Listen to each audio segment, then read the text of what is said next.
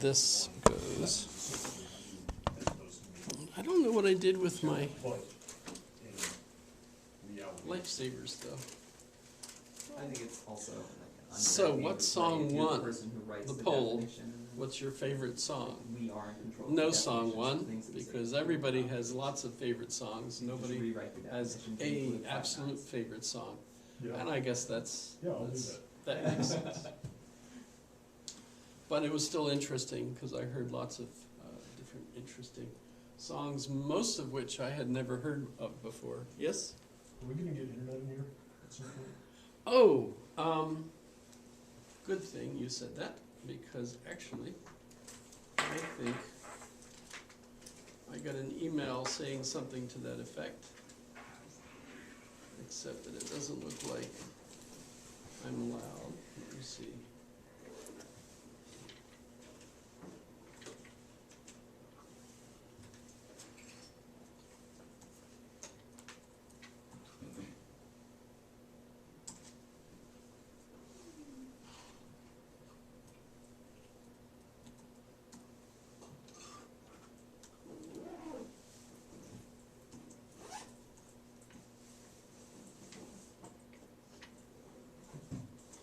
If you ever need to know my password, it's all asterisks, as you can see. What? Apparently it's not. You Just would hit like to continue. confirm, Oh, yeah. Yeah, just hit It's continue. so I hit continue. That's Did it all? do? It Yeah. knows that it's me because it did that?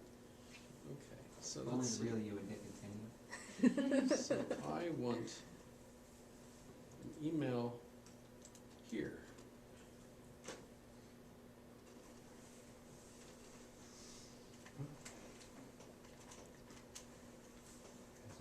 Okay, so Birth Why is this bird? Cool password. changes every week. so try that, see if that works. Glad you asked. This email doesn't say it, but one of the earlier ones said that we were allowed to share it now. And I should Yeah. have, but do you need to go back and see that again? Username is ASD Internet only. It's the name of the Wi-Fi network. Birth is. Right. That's the old one, so don't use that one. Birth is the new one. And here he says, I have just received word that we can share the Wi-Fi password for ASD Internet only for students to use during class. So I'm allowed to share it, but this week's is birth. I actually had permission last week, so sorry I didn't pass that out, if you'd like to use it. So the password's gonna change every week? Yes.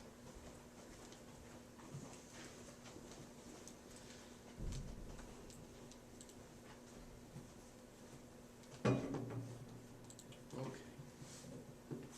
So, last week, the quiz questions, the first one was, what's your favorite song? And we have no actual favorite song. We have lots of favorite songs, which is pretty good. Shows just how wealthy we are, if you think of it.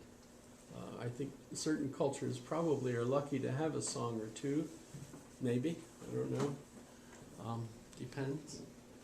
The second quiz question was, what did you think of vampires, you know, the interest that we have in vampires? And there's lots of interesting movies. A lot of you mentioned Twilight, which that was Stephanie Meyer, I believe, was the author of that book. And I think I met her once at a writers' conference, which was pretty cool. As far as I recall, most people hated her because, of course, she is actually published and I think has like $40 million. She actually, at one point, her books were selling better than J.K. Rowling's, which is, whoa, that's pretty impressive. But I think J.K. Rowling kept writing, so I think Meyer is still writing too, but I don't know if anybody knows what books she's writing now. I don't know. But J.K. Rowling is, of course, now on a second set, so she's, I'm sure, in the billions, probably one of Britain's most wealthy individuals. Which, by the way, is, I mean, we could bring that up too, because both of those are great examples of, I think, the monomyth, the hero's quest, or hero's narrative, or hero's journey, whatever you want to call it, that Joseph Campbell outlined for us, seemingly, amazingly, right on the money, as far as what sort of things you have to experience in order to be a hero and meet all of the qualifications. Remember last week I also brought up Chloe, who I thought it could have been tongue-in-cheek, I think, right? That the Beverly Hills Chihuahua movie is one of the scariest movies out there because it fits that heroic narrative perfectly, except of course you've got a Chihuahua as the hero, and I think that is a dastardly approach to criticizing the importance of that heroic narrative, especially if you compare it to Jesus and say, wow, what about the kid that grows up remembering Chloe and then sees the narrative laid out for the life of Jesus and says, whoa, that's Chloe. Then what, right? But are there other narratives that we like besides that monomyth? I think so. Yes? I mean, but the trouble with them is they're not very good, right? So there are other narratives. I think doctor shows, the people coming in and in emergency situations one after another, and the absolute panic in the ER as they finally, even some love interests might go on and so on in the ER, I guess, if you ever watch any of those. I think it's pretty clear those are not following the monomyth at all. Anything on Hallmark? Pardon? Anything on Hallmark? Hallmark? Yeah, None of- that whole channel. It's all formulaic. Like, you meet the girl, she breaks up with whatever boyfriend she has. She meets somebody new. Ex-boyfriend shows up. She loses boy. By the end of it, they make out and credits roll. So that's formulaic, but it's not following the... You were looking for other types of Yes. formulas. Yes. Hallmark has mass-produced it and comes out with a new movie every other weekend. Do you agree, though, that religious narratives or religious beliefs are basically based on belief of a religious narrative? Yes? Does that make sense? It's kind of interesting. And yet you can see, like, the theory of evolution does not pose a heroic narrative, essentially. Yes? Kind of interesting. And so if we're living in a society where the evolutionary narrative, history, right? Does history have a goal, or as they often say, an end? What's the end of history? You ever heard that as a topic? The end of history?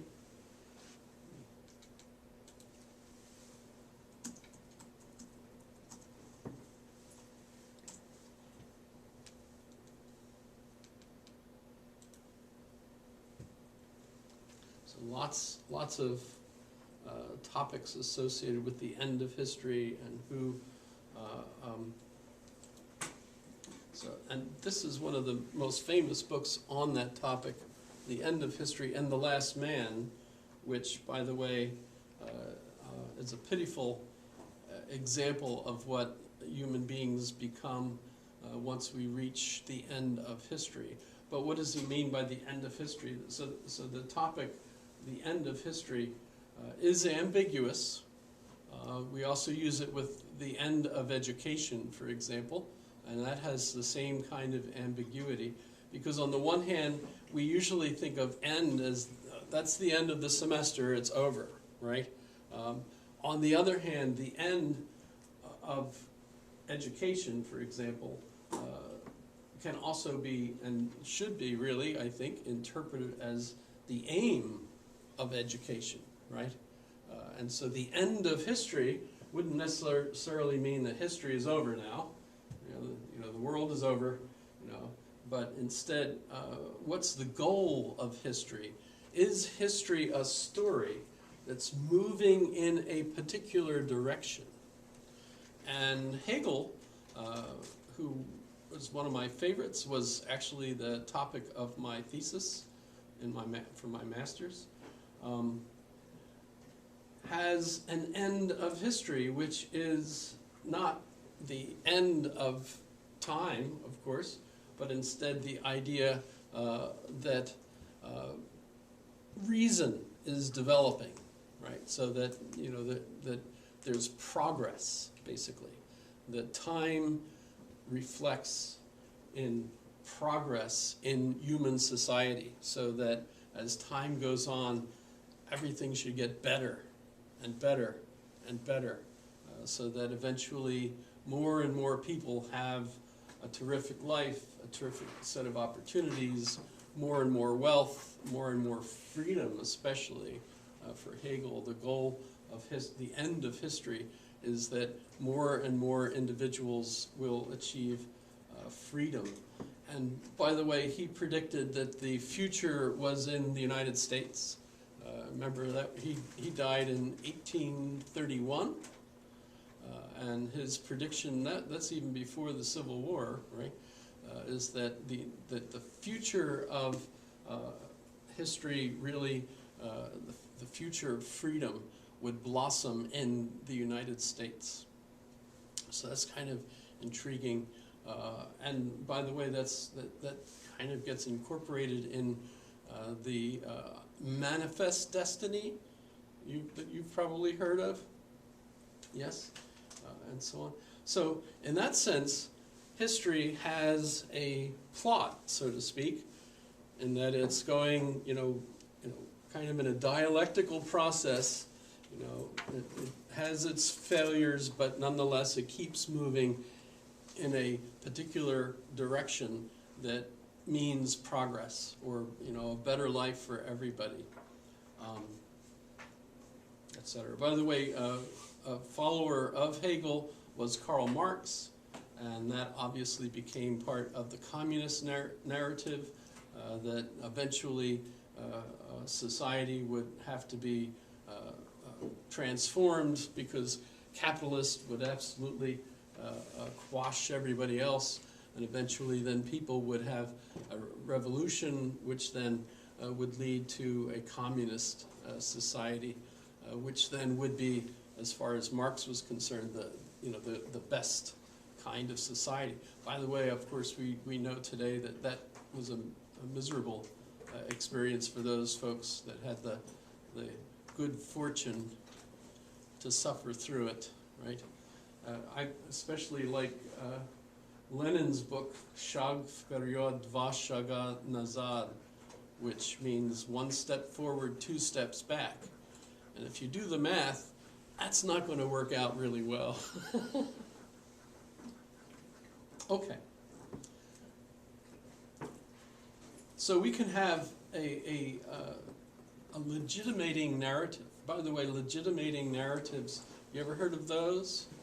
So what legitimates our laws, for example, is a narrative that we associate with the founding of the United States, the reason that we the people, have joined together in order to create a society that we want, based on our expectations of how society should go, right? And so that's also part of such a narrative, right? That a society has evolved to the point where people literally are going to create the kind of society that they want. First example of that in European history, as far as I know, is the, what was it called? The rebellion?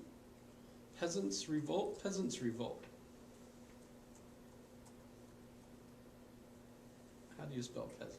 It's the third There, option down. there, I could go peasants, and I want revolt. And it was 1381.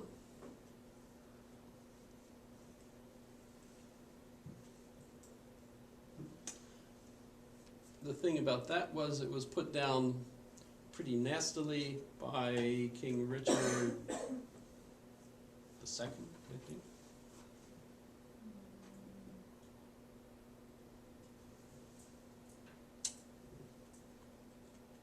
In any Yes. case, pardon? You said Your Worship is King Richard II, it was. It was? So, that's kind of impressive. Because these were just ordinary peasants that protested against the poll tax, which they had instituted in order to pay for the war with France. And the peasants revolted and marched on London and started chopping heads off of everybody in the government, except for the king. They didn't chop his head off. Because even you might think, gee, you know, who would you chop the head off of to get rid of the authority? Well, obviously the king. But oddly, they really respected their king and thought he was really there because God wanted him there. It was all his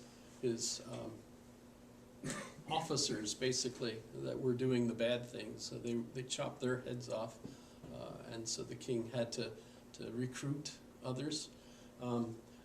What was bad about this, I guess, as far as most of the peasants, was that they all ended up with their heads chopped off as well.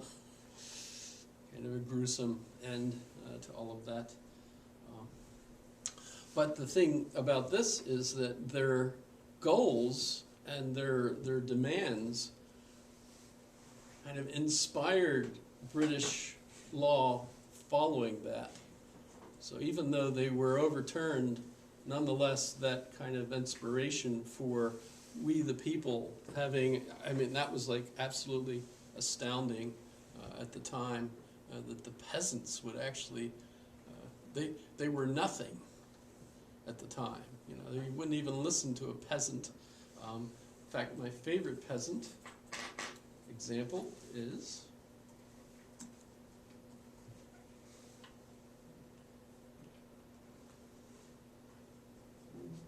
you've probably seen this, yes?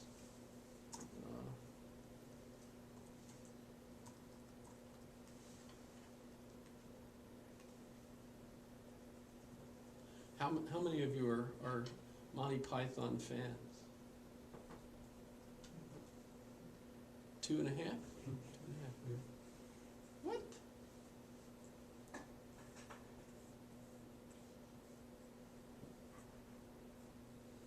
Are they not letting me in because of it being YouTube? I thought we were going to be okay.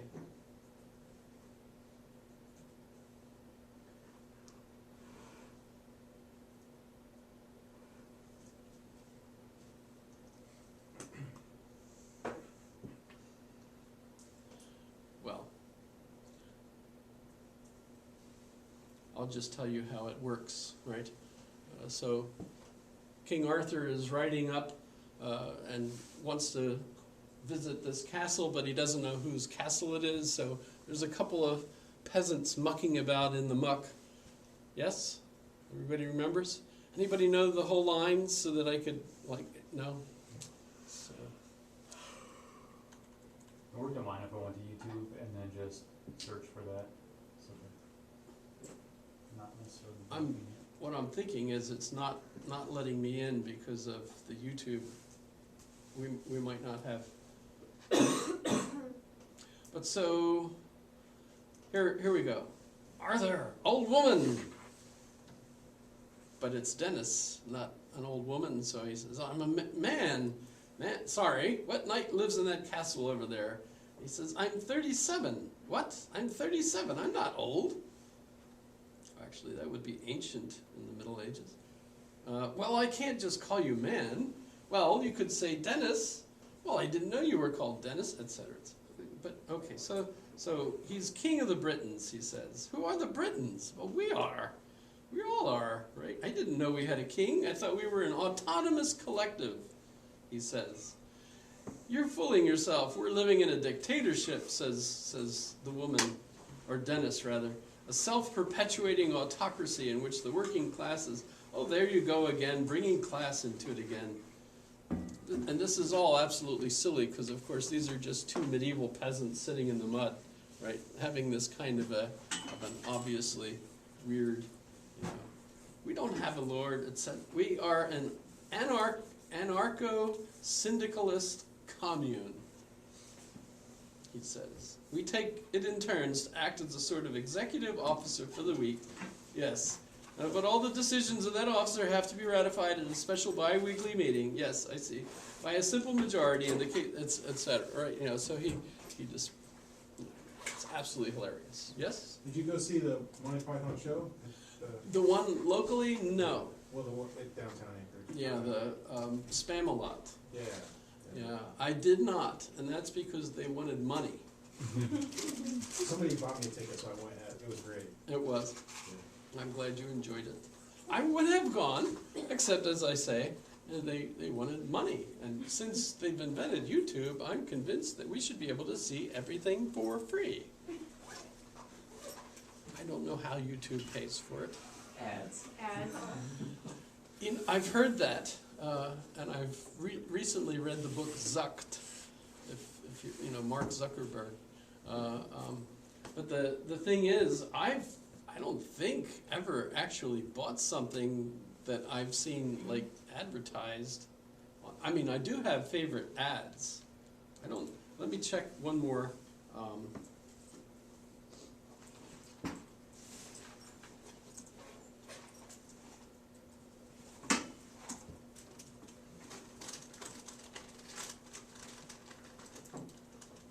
So if this doesn't work, yeah, they've got us locked out, I suppose.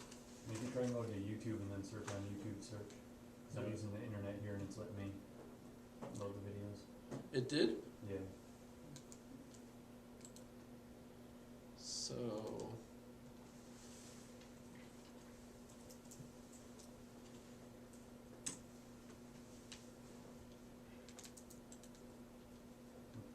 nope, this one's not letting me in.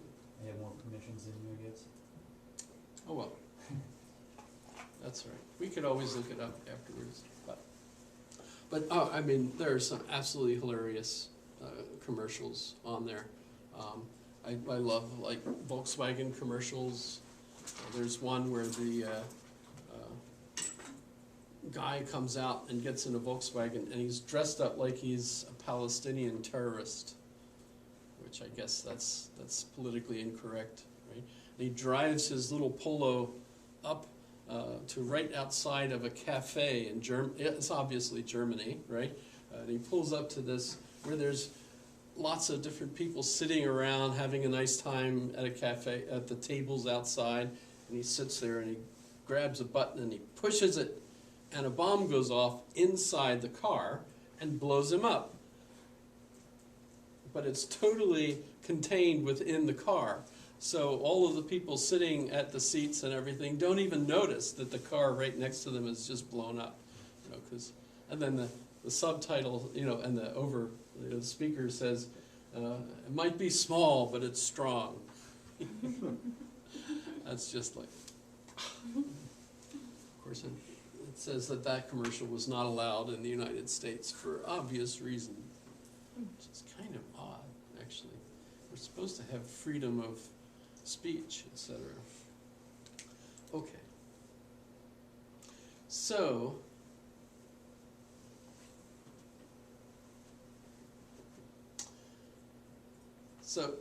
when we think about narratives and we think about meta-narratives, which remember those are like the big narratives that incorporate all the other narratives. A religious narrative should be a meta-narrative because you're not going to have a bigger narrative than your explanation for why you are here. Right? what the universe is and how we maintain our place in this universe, right? Those three main questions that any meta-narrative or society really has to answer, who you are in the big sense, what what it means to be you as a person, as a citizen, etc., right? And then what your place is in the universe, right? I'm a hero in my own story, basically. And then how do I win? How do I maintain my role, my place? How do I do everything I'm supposed to? This $10,000 to your daughter for a car. That's a good step. Yeah. Well, yeah, that was. I'm amazed actually how cheap cars are today, considering how many gizmos go into them. It's amazing. First time she was driving it back to work down in Kenai, halfway there, the computer in her car said to her, "You've been driving for a while. Would you like to take a rest or a break?" And it had a picture of a coffee. Probably an ad for Starbucks. I was gonna say, Starbucks make that car? Pretty amazing.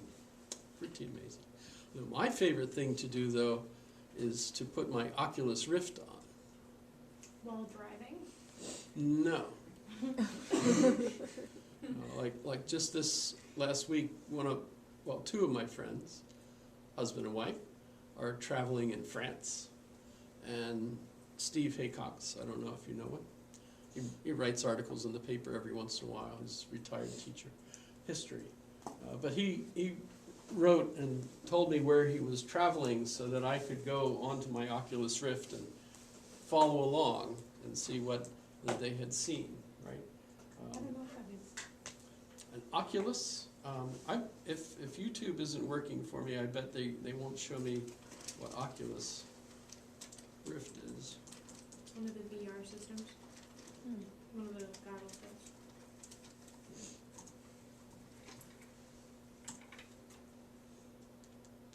Buy now. Or under images, maybe it'll show me.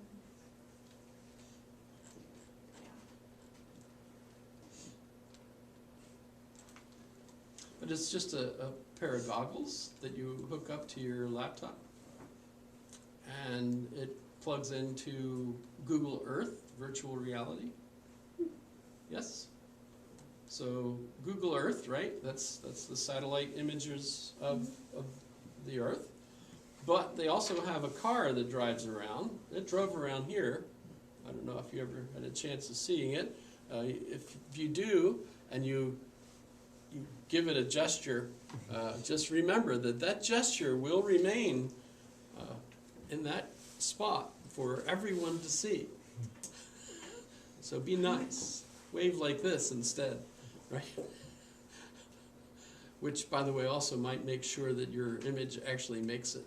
Because I think they did try to wipe out some of those people that did that. But you get the idea. They literally had a car drive around, and in France too, and lots of places, but not every place yet. Especially if it's Islamic. Sorry about that. There's a lot of Islamic places where Google Earth is, I'm sure, not allowed, except for the satellite, which of course they can't stop that. Right?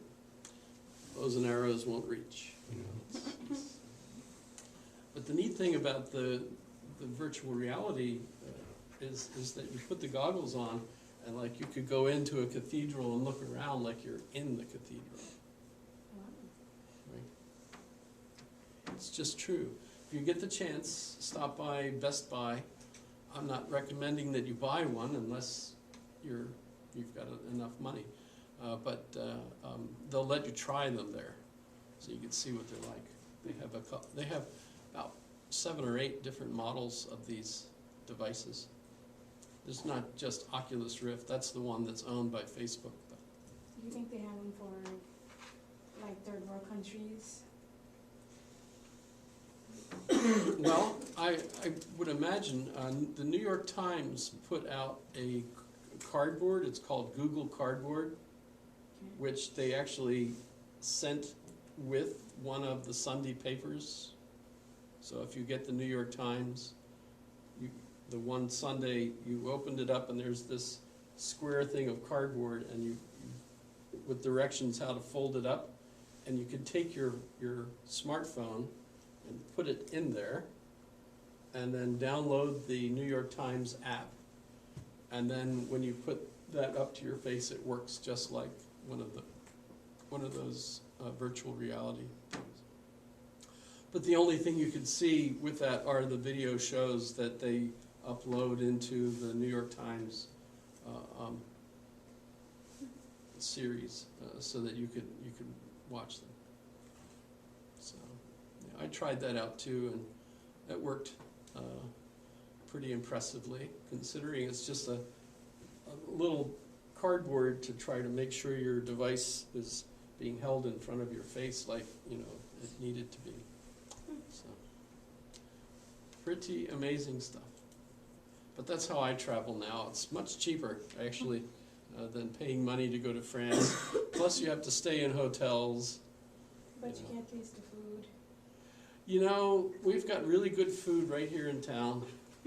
I've checked it out, and it's pretty obvious. I've checked it out. Plus, I don't really taste as well as my wife does. Mm-hmm.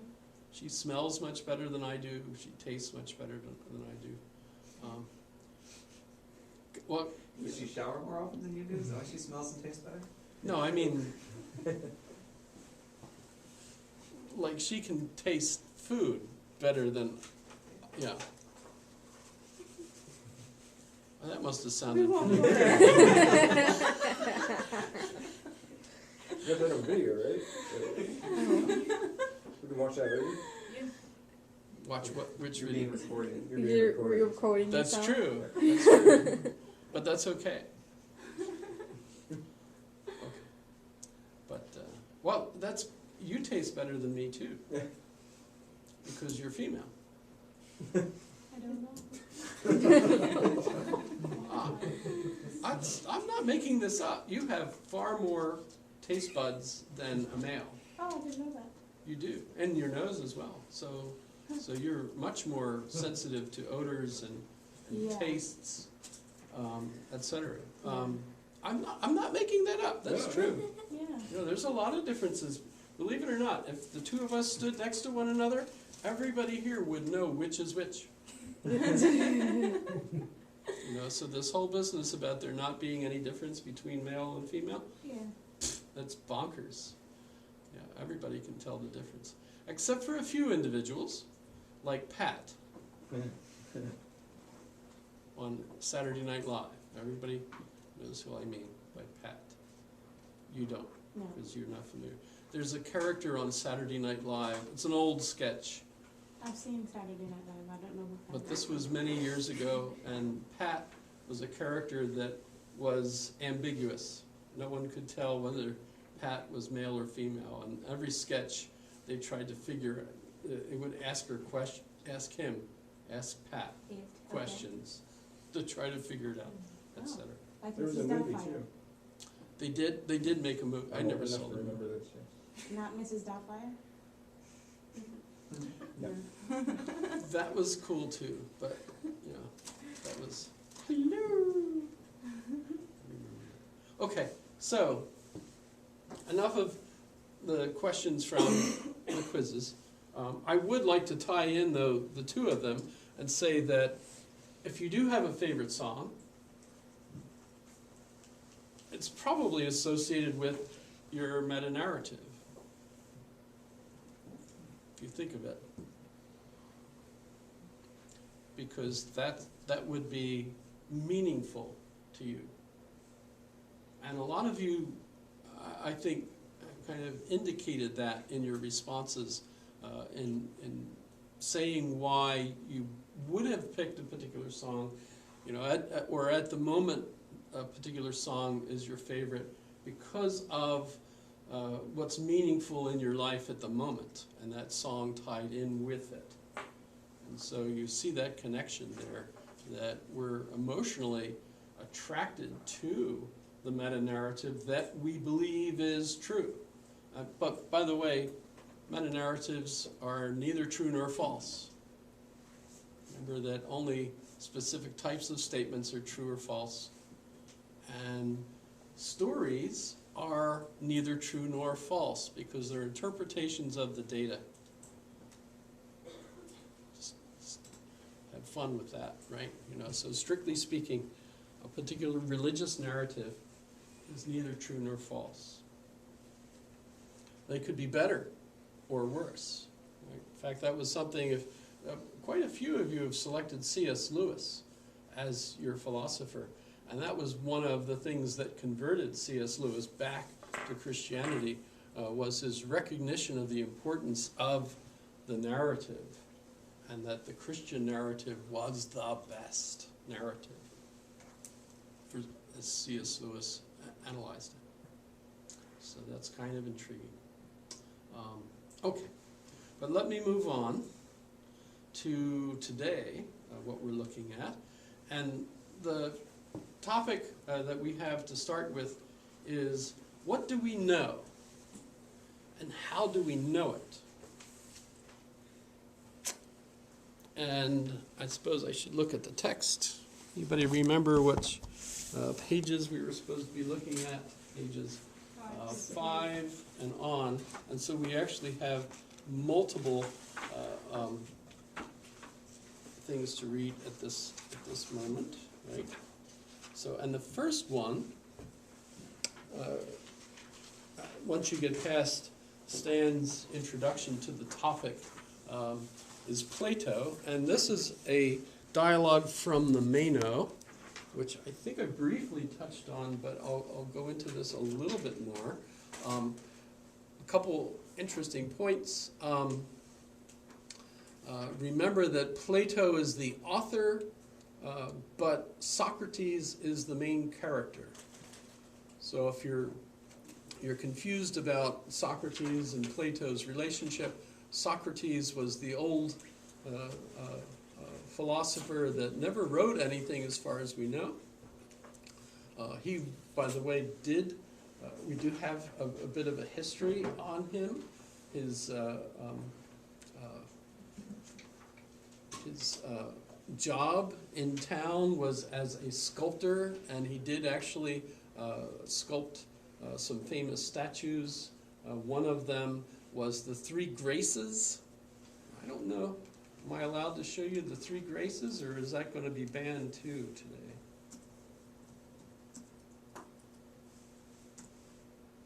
Try image search. Yeah. Okay, so this is pretty. So the Three Graces, a lot of these are pretty classical looking, etc. So but we don't have a copy or an image of Socrates' statue, but they were supposed to have stood in the Acropolis for about 500 years before they disappeared, before they were destroyed.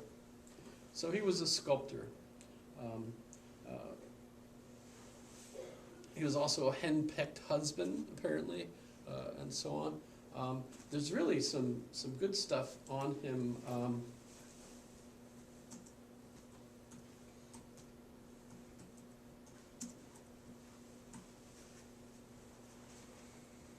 don't know if we could get Bettany Hughes. No, she's not. We're just not going to be allowed. That's all there is to it. It used to be. Did they just change it, or? I didn't log in right or something. It asked me to log in. And it didn't let me in, remember? That was kind of... Yeah, because last week we were looking on YouTube.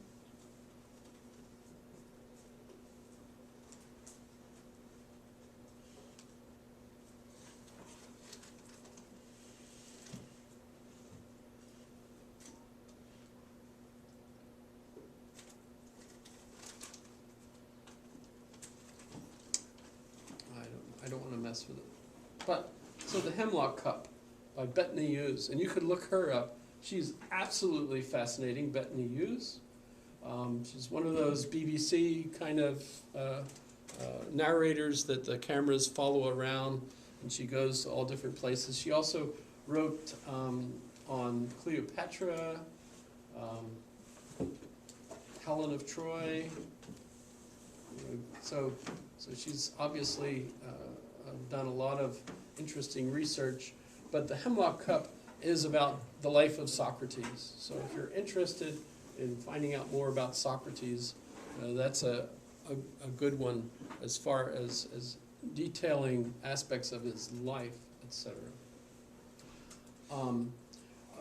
When we talked about the apology on the second half of the first evening, we didn't really get very much into it, but Socrates was famous for teaching the youth. And one of the youth was Plato. And by the way, Socrates' name means all the power, so Krates, right?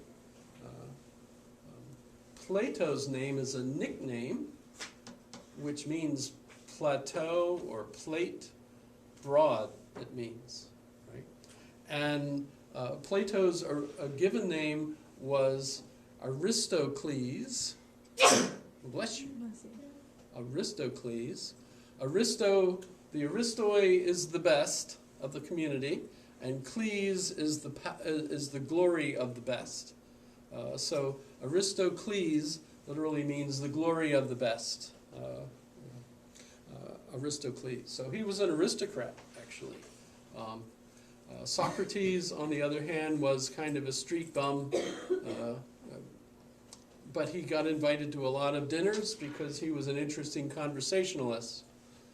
And Plato, as a youth, about 20 years younger than him, ended up writing a lot of these dialogues down. And so Socrates is the main character, but Plato is the author. And in fact, the only thing that Plato wrote that didn't have Socrates as the speaker were 7 letters that we have, not all of which are considered to be for sure written by Plato, but some of them are really quite important because they're the means that we have that give us a sense of history about who Plato was, and so on. But in the Apology, the topic is Apollo. And the reason Apollo is the main topic is because Chaerephon, one of the friends of Socrates, goes to Apollo, to the Oracle of Delphi, which was the Oracle of Apollo, and asked the Oracle if anyone was wiser than Socrates. And by the way, the Oracle of Delphi is still there, although they don't have priestesses sitting there, but it's a tourist place. You could go and visit there.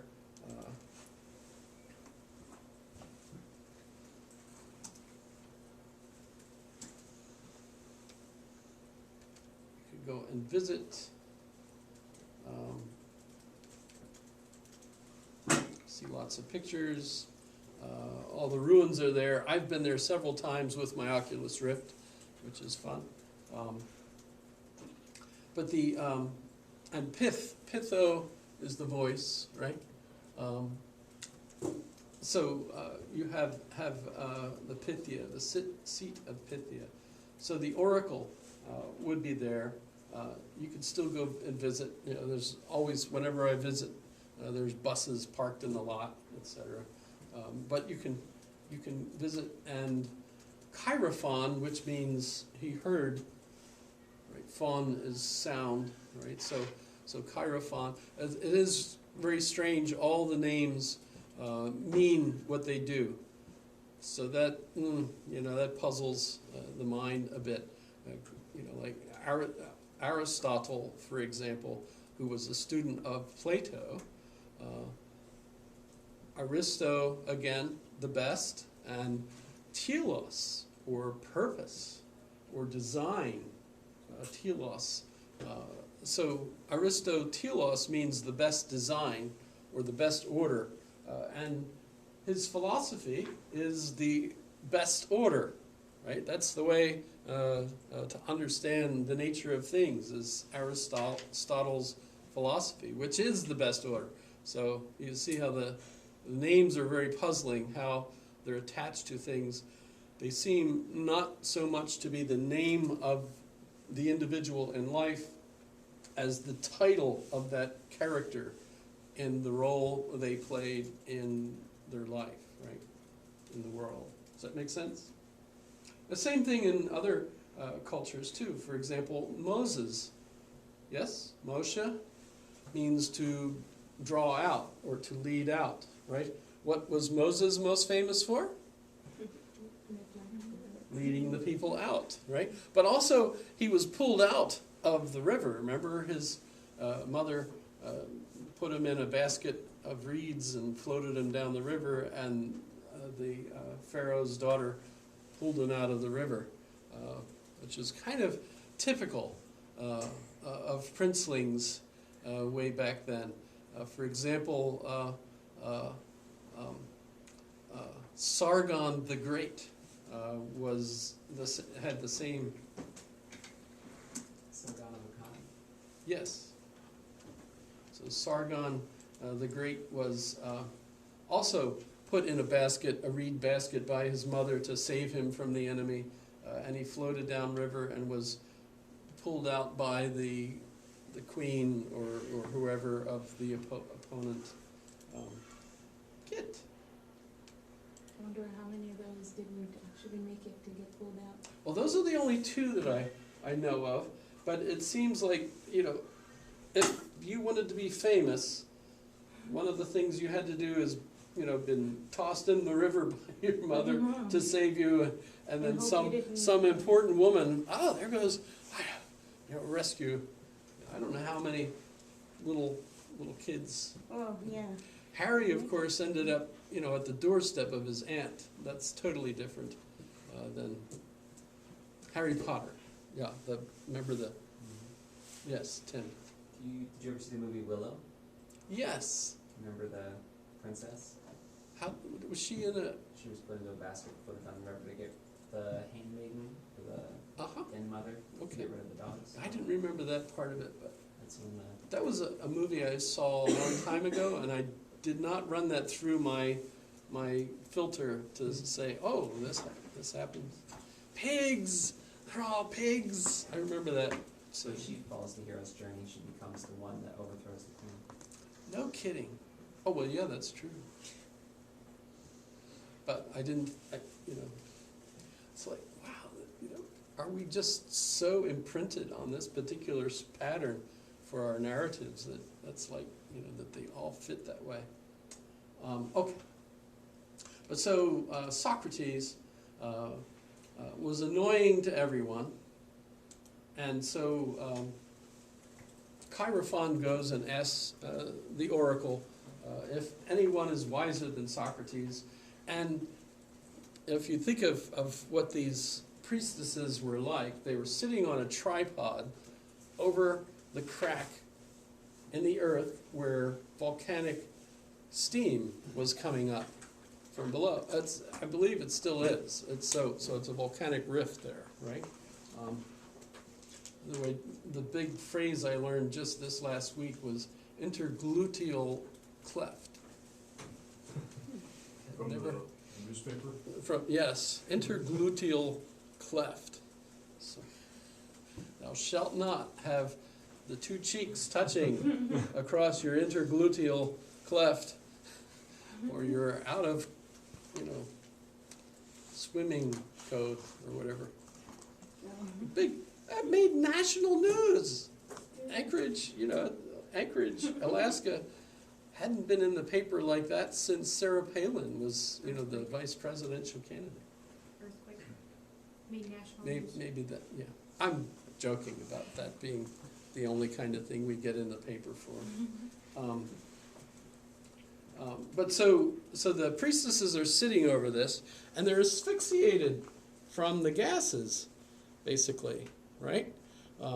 Which, by the way, there was arguments over the priestesses and the priests over days when it was especially bad, and the priestess said, we can't work today because of the gas. And that bothered the priest, because that meant no money that day, right? So it's kind of intriguing. But so they'd be sitting there over on a tripod, which is kind of a famous kind of device for the Greeks, and a seat, with 3 legs. Right? And so they're sitting there, inhaling these gases, and people would ask them questions, and so they would give really weird answers. And the answer that the priestess gave to Chaerephon when he asked, was anyone wiser than Socrates? The priestess said, no. And of course, then you have to interpret what that meant. And when Socrates heard the answer, he assumed that what the god Apollo was saying was, no one is wiser than you. And he thought, that's ridiculous. I know I'm not wise. So he figured what he would do is go and make inquiries to all these famous wise people and find someone who's clearly wiser than he is, and then go back to the god and say, you said I was wisest, but listen to Joe Snuffy. He's clearly wiser than me. But actually, that's not what Socrates found out. What he found out was all these famous wise people did know a lot of stuff, but that gave them a fat head. It made them think that they really knew all sorts of things, even when they hadn't even thought about the issue. So people would ask them questions and they would give you answers, but Socrates would then ask them more questions and end up completely turning them around, befuddling them, and they were embarrassed in front of the groups where they were talking.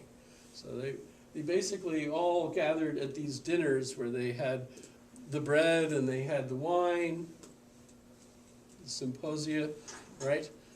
Where they would basically have these conversations, and the conversation would be on a particular topic. And of course, Plato is the one who's writing these down, and the question is, are they factual? Are they close to what actually happened or not? Of course, no one will ever know, but traditionally we look at the Platonic dialogues and say that there are 3 periods. The first period, which includes the Apology, is probably based on actual conversations that Socrates had. And you could tell the early dialogues by how frustrated everybody gets with Socrates, because he asks them questions and drives them crazy, like in the Euthyphro, for example. The priest Euthyphro walks off, pissed off, right? Because basically he asked them that question about, do the gods love the pious because it's so pious, or is the pious pious because the gods love it, right? So that's that real, stumper of a question that's supposed to put all religious deontology in question. How do you know for sure that the God said whatever, right? Do you think that's, like, if he was to go around and do that now, would that have a different meaning? Like he created a bunch of enemies, but do you think it's the way he approached it? And he wasn't trying to make himself look smarter than everybody. Everybody just took it. It depends on where you are. So, for example, in most first world societies, philosophy teachers are supposed to copy what Socrates did and annoy the heck out of everybody. That's kind of our job, right? Right? So in those places, yes, Socrates would fit right in. Okay. Right? I would imagine. I mean, just because, I feel like news announcers today, they're not going around to make themselves look better. But News announcers' job is very different. A news announcer isn't a philosophy teacher that's getting paid to annoy people. Yeah. A news announcer is there to keep people entertained so that they'll stay through the 15 minutes of commercials before they come back. Yeah. Does that make sense? Right? And of course, they know what their target audience is. Fox News, you have this group. CNN, you have this group. MSNBC, you have a little overlap there. This group, Yeah. etc. I don't know. I guess I just wonder how, like, the world is so different now, how the reaction could be now versus then, you know? Right, right. That's a good question. So. We definitely wouldn't kill them today. Give them. Stone. There's a great scene in Monty Python, The Life of Brian, where stone. That's another silly thing. Okay, but so back to Socrates. So Socrates apparently did irritate people. Remember in the Apology, which is an early dialogue, that's probably what happened. And in fact, there's other sources that say what happened to Socrates, his trial. It's not just Plato that writes about that, and they're very close. So that seems to be pretty factual about what happened. By the way, they actually have pictures of the cell, the prison cell, where Socrates was.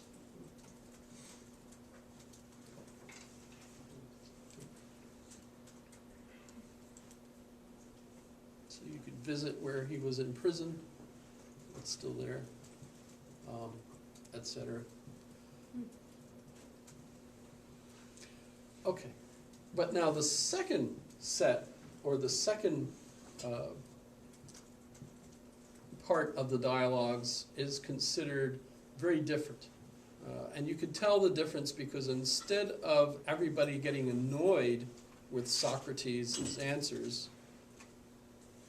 everybody is just constantly saying, yes, you're right, Socrates. Oh my goodness, yes, I'm so glad you said that, Socrates. Everybody's all happy.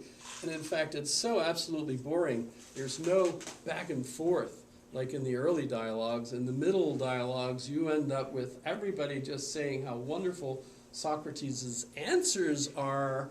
And these answers clearly are not the kinds of things Socrates would have said, but instead are Plato's answers to these questions.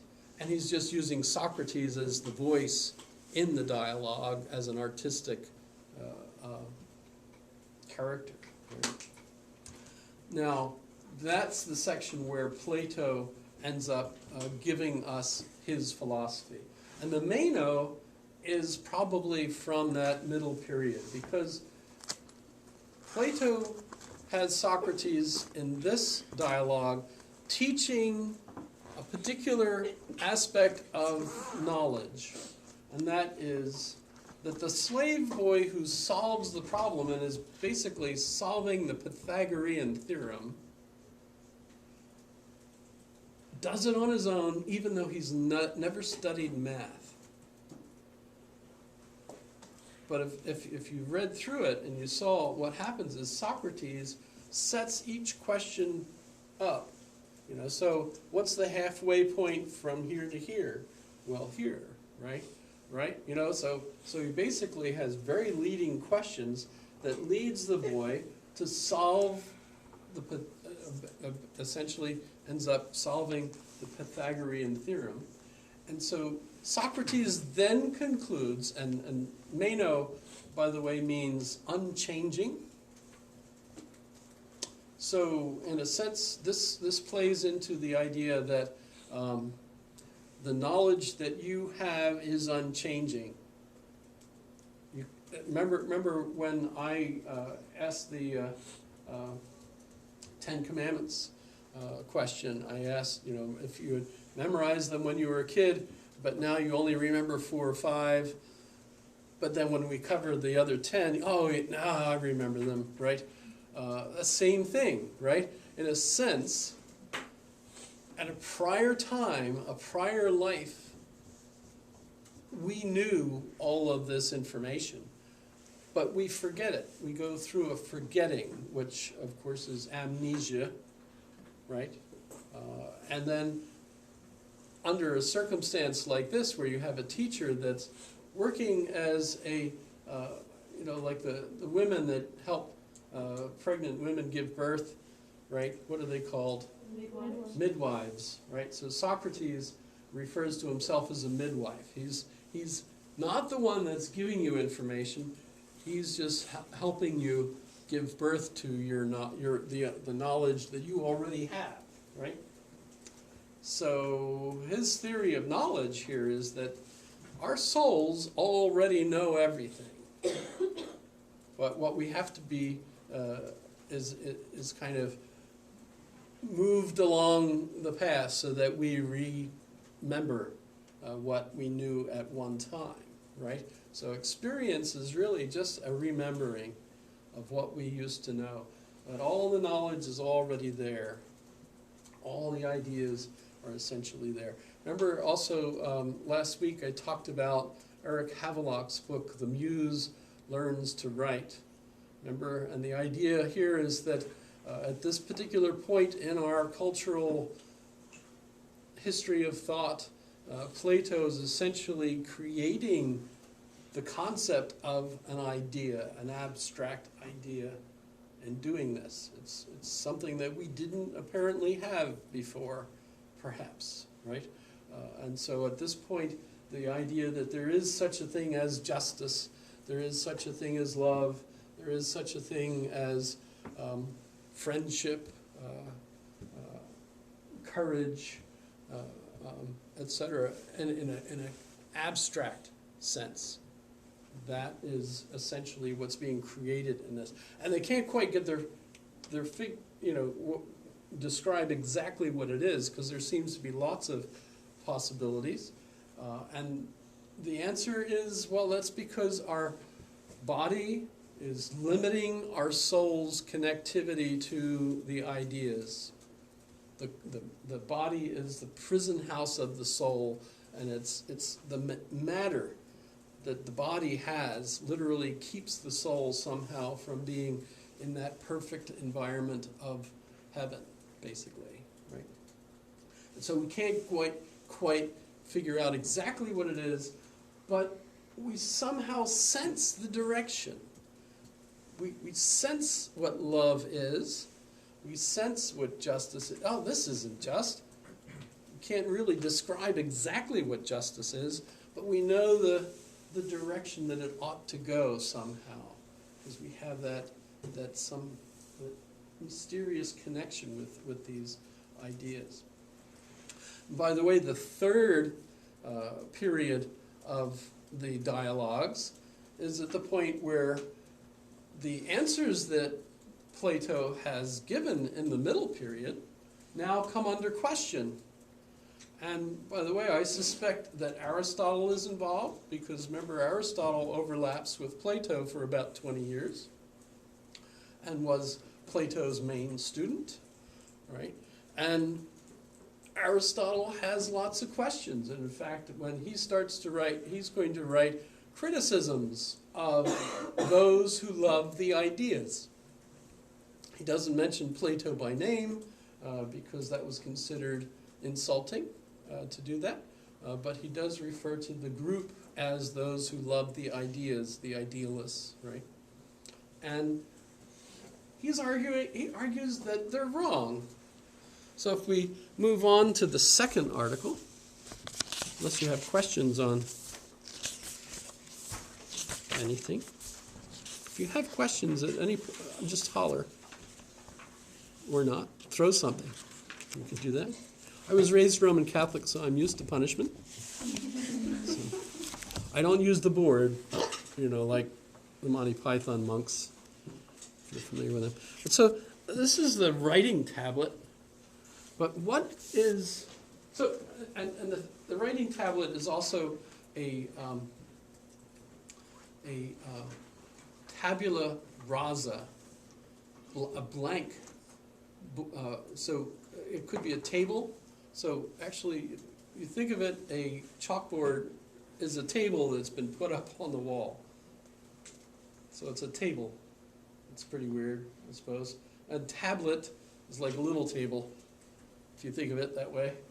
So basically, you're writing on the tablet, you know, and so the mind isn't this soul that's connected to all of the ideas, as Plato says. And the main reason for that is Aristotle says the only things that could exist have to have substance.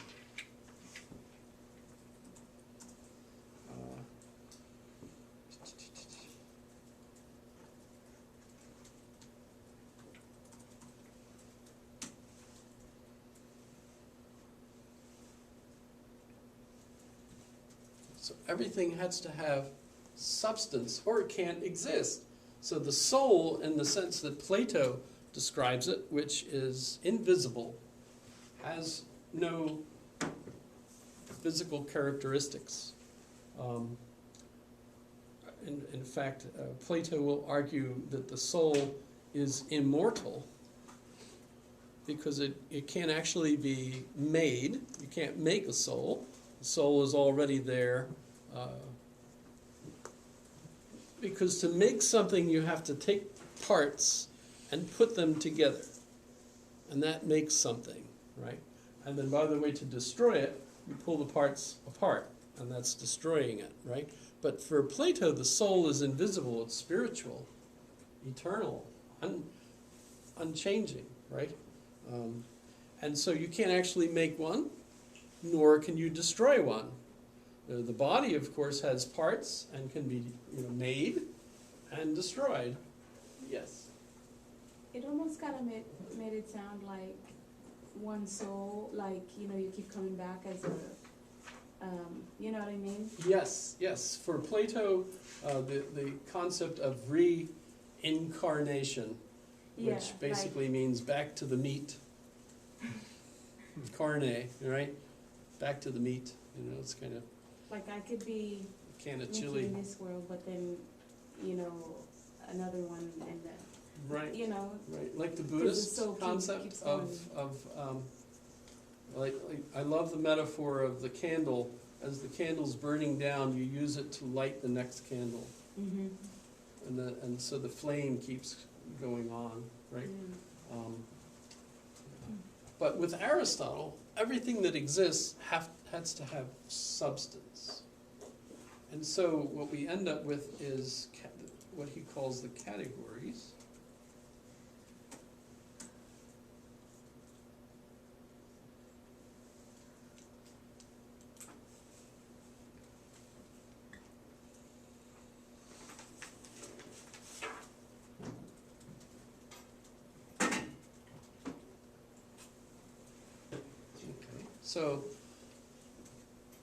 So when you're talking about things, they all have to have substance, number one, ousia. They have to be countable. They have to have quantity. Whereas today we refer to it in Latin as the quantum, right? They also have to have quality, which basically is yes or no, positive or negative, right? Quality. They also have relationships to other things, right? And they have to be somewhere. So where is it, right? It also has to be in time, right? You might have a cake for your birthday, but hey, it's not your birthday, that cake is gone, right? Etc. It has to be in a position. In other words, I'm standing in a weird pose. My cup is just sitting here, Everything is in a position, right? It has to have a condition. What is that? A rest, running, affection, hot, whatever, right? It has to be doing something. Well, it's just sitting there. It could be writing, could be sleeping, could be having sex, maybe, all those kinds of things. I saw a YouTube video that showed a snail, a male snail on top of a female snail, I suppose. And the description, this was in Facebook, said this is snails, and then they use the F word, right? And Facebook allowed that. And I figured, well, that's because in that case it was a technical term.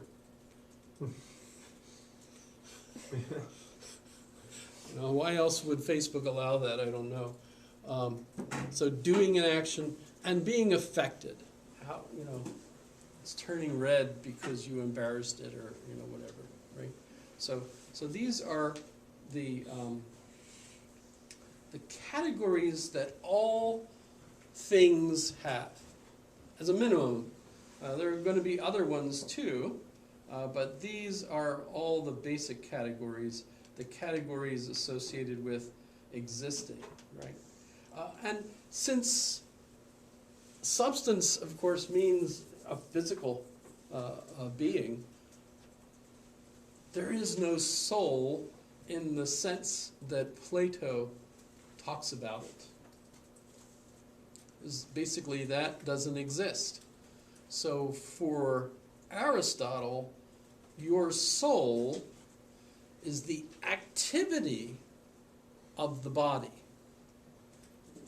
By the way, that means all animate, in a particular category, animate things are things that move, right? Plants are not animate because they're just stuck there, right?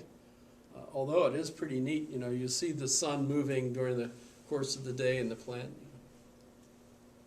you know, taking advantage of the sunlight, right? But the soul of an animal is its activity, how it moves, what it does, and so on. And of course, your soul is the activity of your body. You're getting up, you're doing things, you're eating, you're discussing things, etc. And this, by the way, will be important because both of these philosophies will have an impact on Christianity.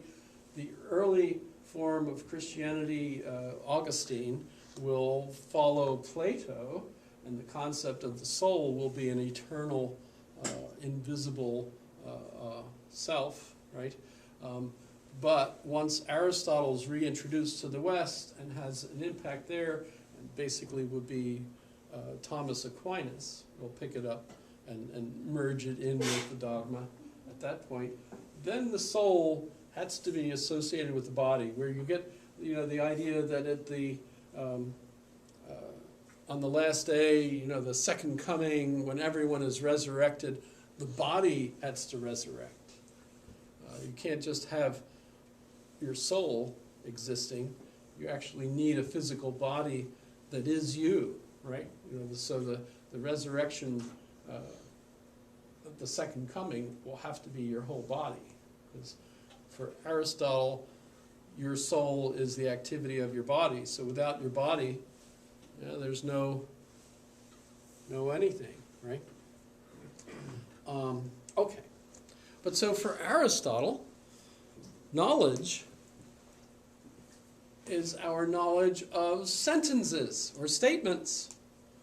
Statements that are true or false. So it's not this kind of odd association with the mind knowing something that we can't quite, you know, put a finger on and describe, but instead knowledge is the knowledge of those statements which I showed you last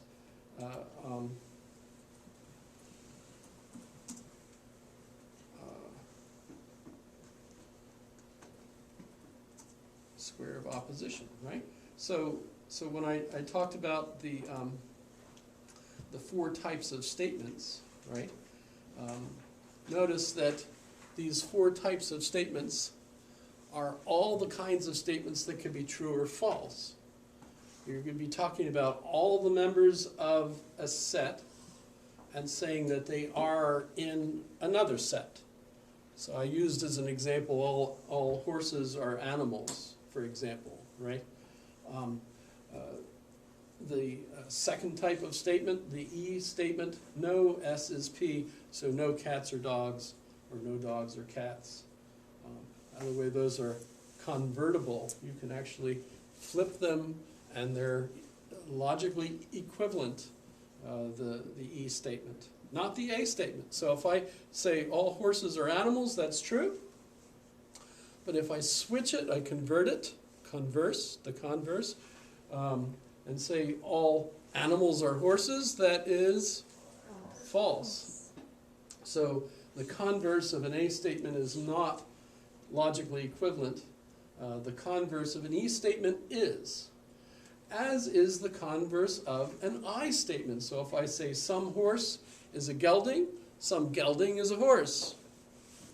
Right? That's perfectly fine. But the O statement, some horse is not a gelding, is not convertible, because I can't say some gelding is not a horse. Notice that doesn't work. Right? Okay, there's other aspects relating these, by the way. If you have exactly the same statement, S and P, right, and you put those in all four corners. So, for example, all blondes have more fun. By the way, I've heard from enough students who are blonde that that is false. It's not true that all blondes have more fun. But it's also false that no blondes have more fun. So notice, all blondes have more fun, no blondes have more fun. Those are contraries, but in this case, both are false. So when they're contrary, both can be false. They both can't be true, but both can be false, right? And the way, notice the contradictory of all blondes have fun, have more fun, right, is some blondes do not have more fun. And from what I understand, that's true. That's the contradiction of the A statement, right? Some blondes do have more fun. That's also true. So what's neat about the subcontraries is both of them can be true. But you can't have both of them false. One of them has to be true. Maybe both, right? Some paperback books are cheap. Some paperback books are not cheap. That's true for both, right? Etc. But so you can see the contradictory statements go A to O, E to I, back and forth, right? If the A statement is true, this one has to be false. If this one is true, then the A statement has to be false, etc. You know these, Aristotle says, naturally. So he doesn't invent this system 2,400 years ago in order to teach you how to do this. He's describing how you already do this when you know a statement is true or false, right? Because if mom says, you didn't clean your room, that would be, everything that is your room is not clean. So what would that would have to be an E statement then, right? Nothing that is clean is your room, right? And you would automatically know that it's false for you to say, I clean my room. Or it's false to say that my room is clean, right? So you automatically know that just from the way your language works. Of course, Aristotle was working in Greek, but notice that, and this is the main reason that we say when you're in higher education in the first world is that you're going Greek, is because all of these are influenced by Aristotle and the Greek language. The way the Greek language works seems to have had its impact on the European languages, right? So French, German, etc., all seem to have been highly influenced by the Greek language. By the way, when you go to a Greek party, it's just dumb for you to wear a toga and have a toga party. Because the Romans wore togas, not the Greeks. In fact, it's a very limited outfit. It's only the Senate wore the toga. That was their uniform. So, just fun. Okay, so basically then, since these are the kinds of statements that we can know to be true or false, and what do? They're enabling us to know what a particular category is in its relationship to all the other categories. So for example, I keep using the concept of a horse. Sorry, that's so boring, but notice that if I drew circles, I don't want to draw on their boards, but if I drew a circle and I had a circle of all the set of horses, within that set I could draw another circle and say these are female horses or mares, right? And within that set I could even have a set of pregnant mares, right? Outside of the set of horses I can have all ruminating animals, right, that chew, grasses and so on, right?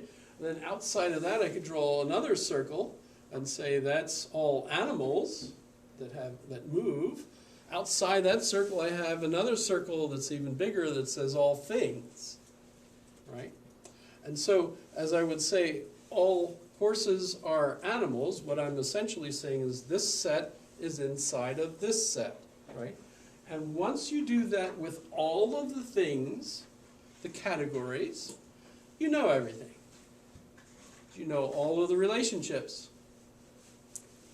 with everything else. And of course the job of science, so Aristotle is famous for inventing botany and biology and a lot of the other ologies. The zoology, the zoon politikon is the political animal, that's us. But the zoon is an animal, right? So you've got animal is Latin, sorry. English is confusing because we have Greek roots and we have Latin roots and Anglo-Saxon roots and French. 80% of our vocabulary is supposed to be French. It's, but our grammar is Saxon. So what the heck, are we, right? But it's kind of neat because when someone doesn't know what a word means, you could usually give them another word that might clear it up for them. What we're essentially doing is going from the one ethno-cultural vocabulary to another one, because we have all these synonyms in English. I remember one student who spoke Samoan, and she wanted to learn bigger words in English, so she got a thesaurus. I told her to get a thesaurus, and she wanted to know what a saurus was. She thought it was the saurus. But we got her a thesaurus, and she looked it up. She looked up children, right? And she was absolutely astounded. She said, why are there so many words? Because there's child, infant, neonate, rugrat, just. Whereas in Samoan there was one word for all of them. And it occurred to me, how on earth do you teach the nuance of meaning? You can't just go up to somebody and say, what a nice rugrat, because there's only certain contexts where that would be appropriate, right? Most of them, but I'm kidding. That was a joke. Well, when I first came here, somebody would, I remember a friend wrote me a letter and he said, I'm sitting on the John. And I was like, why is he sitting on John? That's a little personal. I didn't really understand it. And then for a long time, I thought running an errand was meaning I'm running around with Aaron. I didn't realize errand was an actual thing. You have to do many things. But I saw, it was like a joke on Facebook, like this someone sent me, and it said, when you're trying to learn the language in America, the word ASS, ass could mean so many different things, like you're an ass, that's a nice piece of ass, or, like all the different little, Or like an interglottal gluteal cleft, Yeah. you know, And so it's like, doesn't roll trippingly off the tongue, you know, I have to, yeah, so one word, depending on how you use it, would mean multiple things. So at first you have to use body I expressions. use and kind batocle of- area, actually, that's my, I learned that from Jay Leno. The John thing, by the way, the British used to call them Jakes, Oh. but is it then they had Jakes? King John, and they didn't like King John, so they changed what they called the toilet to King John in honor Oh. of John. So, that's what I've heard. Is that where sitting on the throne comes from too? I don't think so, but I'm not sure. Different etymology. I think that's more King Louis the 14th than anything else. Because that was, it was an honor to do anything for the king, you know, wipe his butt, put his socks on for him. But would take meetings sitting on the toilet. I mean, it depends on how much of your day is spent there, I suppose, to be efficient. Okay, so back to Aristotle. So Aristotle basically gives us this very concrete, very practical. The Romans invented concrete, but so this is a very practical sense that's much more familiar to us today of what knowledge is. That you're essentially knowing things when you know the right statements that are true and which ones are false. And we're always trying to learn more of them. And how do you learn them? We learn them and we create our vocabulary from our experience of things. So Aristotle, totally different than Plato. Plato, we know things automatically already. We just have to remember them through the right kind of context. And you know, that's kind of the source of the idea that you could just sit in an armchair and figure things out, right? Which, by the way, is still very powerful and explains a lot of things like math. You know, basically, remember, math is not a empirical science. There's a lot of folks, I hear this, even educated folks talking about the only way to gain knowledge is empirical science, and that's just flat out wrong. Remember, a lot of our knowledge is certainly learning the vocabulary in a particular symbolic system and knowing how that symbolic system works, right? And math is certainly one of those, right? But you need math in all of the other sciences.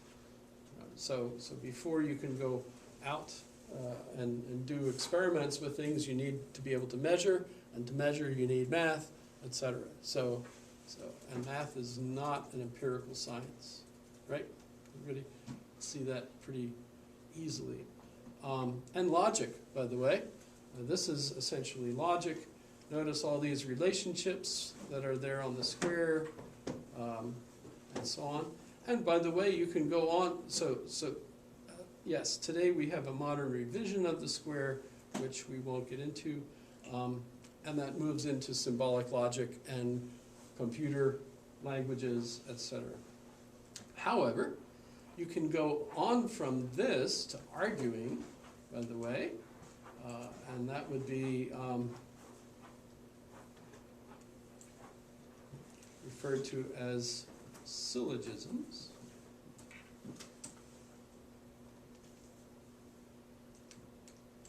And the neat thing about syllogisms, Aristotle gives us this, where he basically sets us up with the kinds of things that could be arguments, not people fighting with one another and hitting one another with frying pans, not those kinds of arguments, but instead logical arguments, right? Where you have statements that are true or false, and you're trying to demonstrate some specific conclusion. So, for example, all men are mortal. Socrates is a man, therefore Socrates is mortal, right? And the way when we look at syllogisms, that particular argument form is referred to as Barbara. So the A right, so EAE, notice those are the statement types from the square, right? There's A, E, I, and O type statements. So if I were to look at Barbara, which by the way is a code, notice there's an A in Barbara, right? So this is an old Celarent, EAE, right, et cetera. So those are codes that help you remember all the valid argument forms. There are 24 valid argument forms out of 265. No, wait. I used to know all this. I'm having an amnesia case myself. You could figure it out. So there's 64 possible arrangements of letters: AAA, AEE, AI, etc. Right? And then you have what are called the and that gives you the mood. So the mood of an argument is, in this case, AAA, EAE. That's the mood. And then you have 4 figures. And the figures, let's see if I can find where it gives you the figure. Ah, there you go. So here's the figure. So the figure is dependent on the arrangement of the premise. The premises. So if in my first premise, which is the major premise, I have my middle term and my predicate term, and then in my minor premise I have my subject term and my middle term. That's figure 1. You see it? Notice they've also got these all lined up. So Barbara is AAA1. You don't have to remember this or anything, but I'm just giving you the idea of how this it might seem mind-boggling at first, but actually it's very easy. Put it together and you end up being able to create valid argument forms. And by the way, if you're presenting something and you've done lots of great research, but you've ended up using an invalid argument form and someone points that out, your whole effort has been just smashed. So it's really kind of important to make sure you use a valid argument form as well as excellent research that shows that your arguments are valid and your premises are true. Because you can have a valid argument but false premises, in which case, of course, no one can prove that your argument is invalid, but they just have to prove that your premises are false. And that's the end of your presentation, right? You get the idea. You want both. And once you have both, you have a valid argument form plus you have true premises, then you have a sound argument. Okay. And basically then for Aristotle, if you've done your research, you know exactly what kind of animals do what, etc. And by the way, you could look up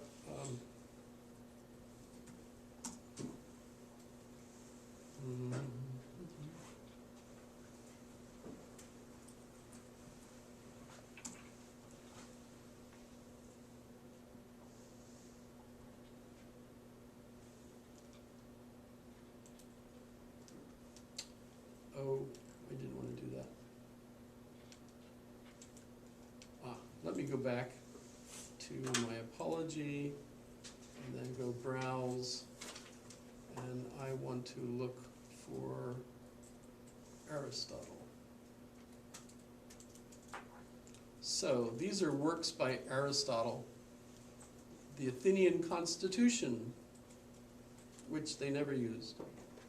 Categories, on dreams, on the gait of animals. Now let me go to that briefly, just so you get the idea. Okay, so We have now to consider the parts which are useful to animals for movement in place. First, why each part is such as it is, and to what end they possess them.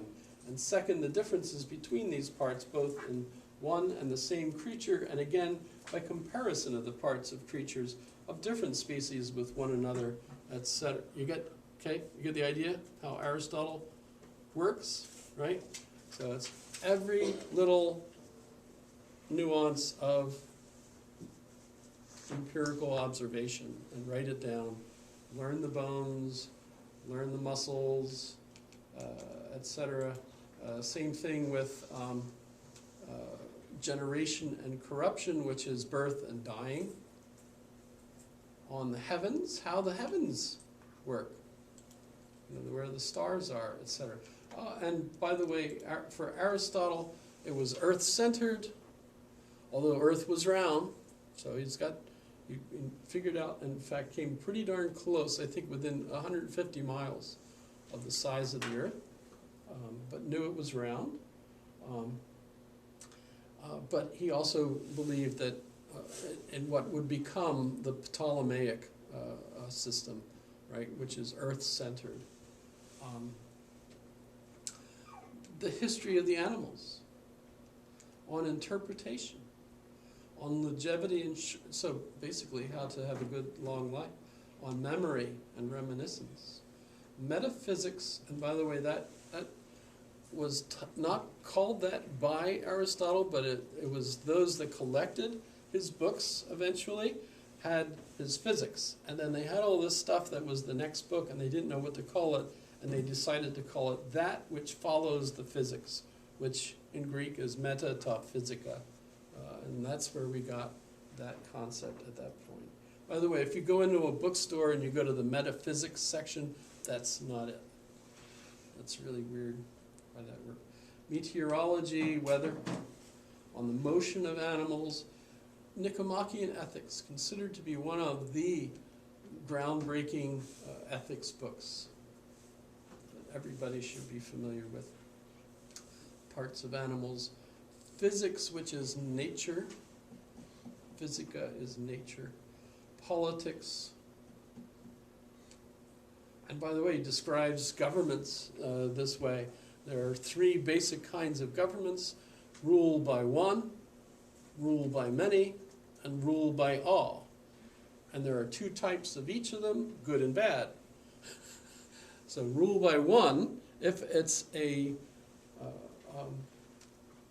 intelligent, caring ruler, a monarch, right? That is the best form of government because everything happens quickly and it's for the best interest of everyone.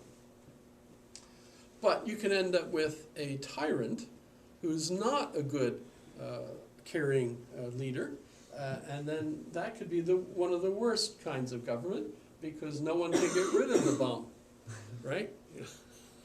You do everything you can to try to get him fired or something, but he is the one in charge. God bless you. So, it's very difficult to get rid of that. By the way, I think King Lear, if you ever read Shakespeare's play King Lear, that's, I think, the main concern with King Lear, because King Lear has been the absolute monarch and has been a good leader, but he's going senile. So now he's starting to make all kinds of stupid decisions. Gives his kingdom to his daughters. I mean, can you imagine how dumb that? Oh, no, sorry. All three of them, actually. No, actually, he only gives them to two because Cordelia ends up saying, "But I love my husband more than you," and that's the wrong answer. So she's the only one that really does that. How many of you are familiar with King Lear? None. Okay. So, if you ever get the chance. Okay. By the way, that's based on a historical, at least mythological, King Lear, and there's also music associated with them. And the children of Lear, which is spelled differently,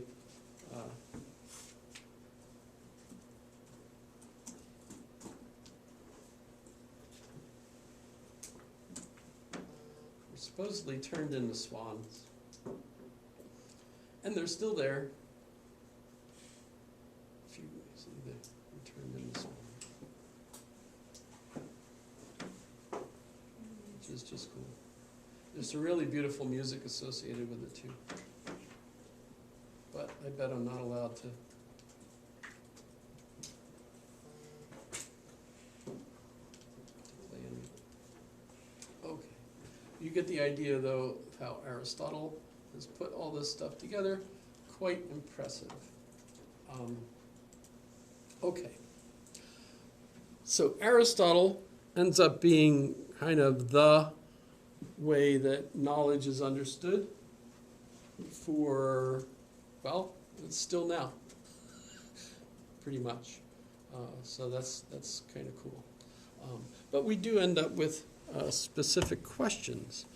And the idea of the tabula rasa is that, unlike Plato, you don't already know everything because of your soul being connected to the ideal world, but instead you have to learn from experience. So you have to learn the vocabulary, you have to learn all that sort of thing.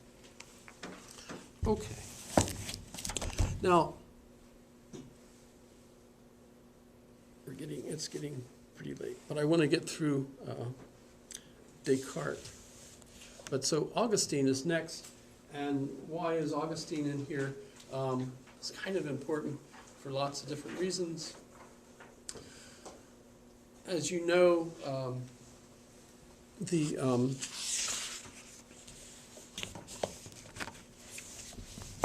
Roman world, the Roman Empire, became Christian under Constantine the Great, right? Who made Christianity the legal religion of the Roman Empire. And then by Justinian, Emperor Justinian, it was the only religion of the empire. So you couldn't be anything else. So interesting arguments that Christianity basically punished the pagans. So there's lots of arguments that the pagans, martyred the Christians, but that seems to be a Christian version of events. It actually, in historical sense, a lot of argument could be pointed out that it was actually the other way around. As the Christians took over, they basically destroyed the what did I say? Pagano means countryside.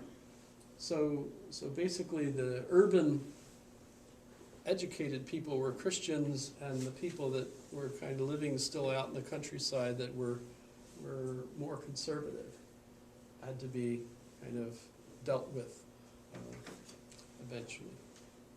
Okay, but then of course we have the incoming, we've got the Goths, the Visigoths, the Ostrogoths, which is just east and west, and then we have all sorts of other encroaching people. But by the time they came in, most of them were already Christian, because they actually were fighting for the empire on the periphery as kind of mercenaries working for the Romans, but eventually got to the point where they thought, why should we be protecting them? And so they turned around and they went into the empire and pilfered Rome and so on. But the interesting thing about all that is they didn't bring paganism back. By the time they sacked Rome, they had already become Christians, because all the pagans had been already converted into Christianity. Yes? So that's kind of intriguing. So even though Rome was overthrown, it's kind of interesting that the decline and fall of the Roman Empire is a misleading idea. It changed hands politically, but it essentially still remained the Roman Empire. And in fact, here in Eagle River, across the Glen Highway, there is a Vatican flag flying at the church across the street, which is the Roman Empire.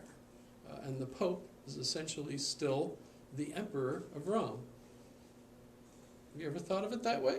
It's like true, actually. It's not my fault. It's just true.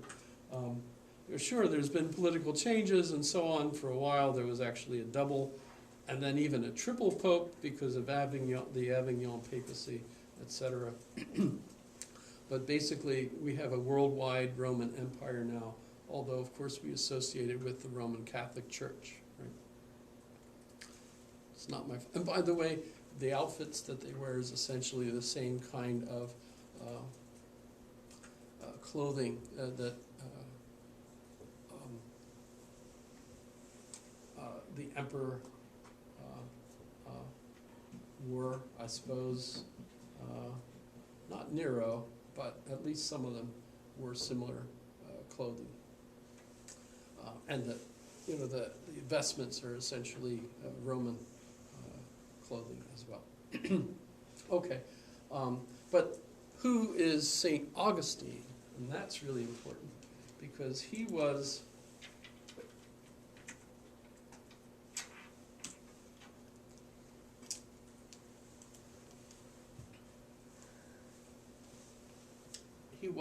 a young man growing up in one of the North African colonies of the Roman Empire.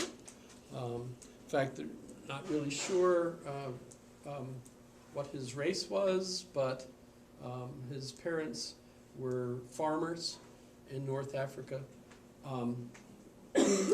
And he was very intelligent and went to the best schools in the area and eventually ended up going to the school. I must say here somewhere, I'm forgetting which school he went. But he ended up getting a terrific education, and he was such a good orator that he was hired to teach speech at a school in Milan. So he moved to Milan, and while he was in Milan, he ended up meeting Bishop, oh shoot, I can't think of his name. It's the same as the chant, Ambrose, Bishop Ambrose. By the way, if you're interested, there's a terrific book called The Font.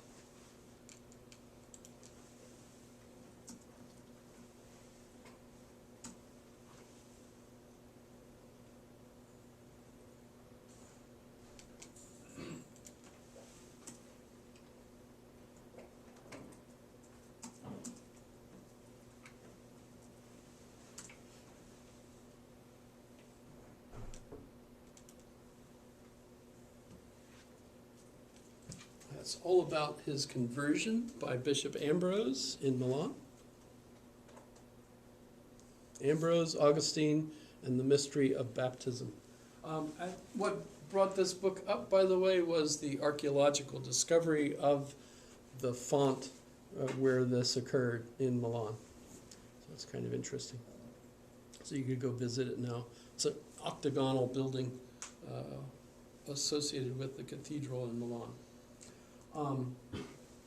Milan at the time was the capital of the Roman Empire, and Ambrose was the head bishop of the empire at the time. The conversion's pretty interesting. We actually have a lot about it because St. Augustine wrote a book called The Confessions, which were his life, basically, and the significant event that occurs there, right? And that's pretty interesting. Now, Augustine ends up being converted, becomes a Christian, goes back to Hippo, and once he's there, he becomes he's called, because he's an educated man and a Christian, and so he's called to become a bishop, and he becomes the Bishop of Hippo. And he starts writing, corresponding with all sorts of other theologians, including St. Jerome. St. Jerome is the bishop who translated the Bible into Latin from both the Hebrew and the Greek. So that's pretty impressive. In any case, Augustine ends up writing and arguing with all sorts of other individuals about how to interpret who Jesus was and what the Bible says. In fact, if you go to seminary, most of the lessons you get on how to interpret the various readings from the Bible come from St. Augustine. So you still get a lot of St. Augustine in the Christian churches, primarily among the Protestant sects.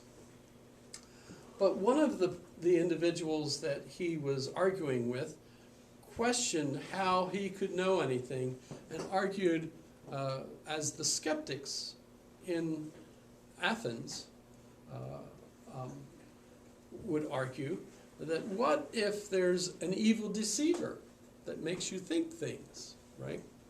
And, by the way, there's a contemporary version of this that's called The Matrix. Have you ever seen the movie? Yes, everyone? Great. I never have to explain anything after that, because you've seen The Matrix. So there's this evil deceiver that makes you think everything is the case, but it's really not. You're really just in a vat of Jell-O somewhere, and it's all just a kind of a computer illusion, right? But here's the thing that Augustine points out, which is, pardon? One giant Oculus Rift. That we do know for sure, right, that we both are, and know that we are, and delight in our being and our knowledge of it.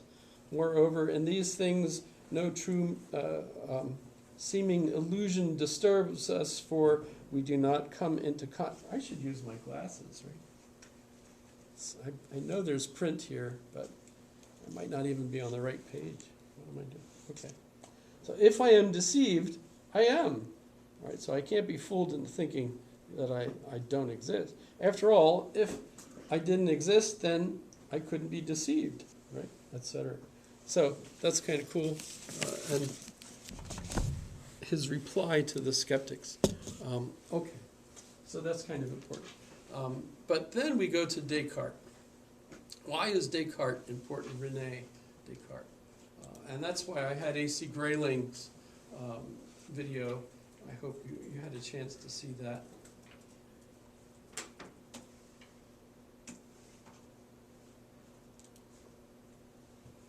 So Descartes is often thought of as the first modern. There are others. Francis Bacon is probably pretty close in the running. In fact, I think Shakespeare might be also considered one of the important ones. Though you might argue that Shakespeare really didn't exist, or if he did, he wasn't really the one who wrote the plays that are known to be written by Shakespeare. It might have instead been written by Francis Bacon. Ever heard of a Baconite? Someone that believes that all of Shakespeare's plays were written by Francis Bacon. Kind of intriguing, especially if you associate both of them with the Rosicrucians, the Rosy Cross, kind of a secret organization that wanted to push the Enlightenment, etc. In fact, A.C. Grayling's book on Descartes argues that he was a spy for the Jesuits, and he was trying to find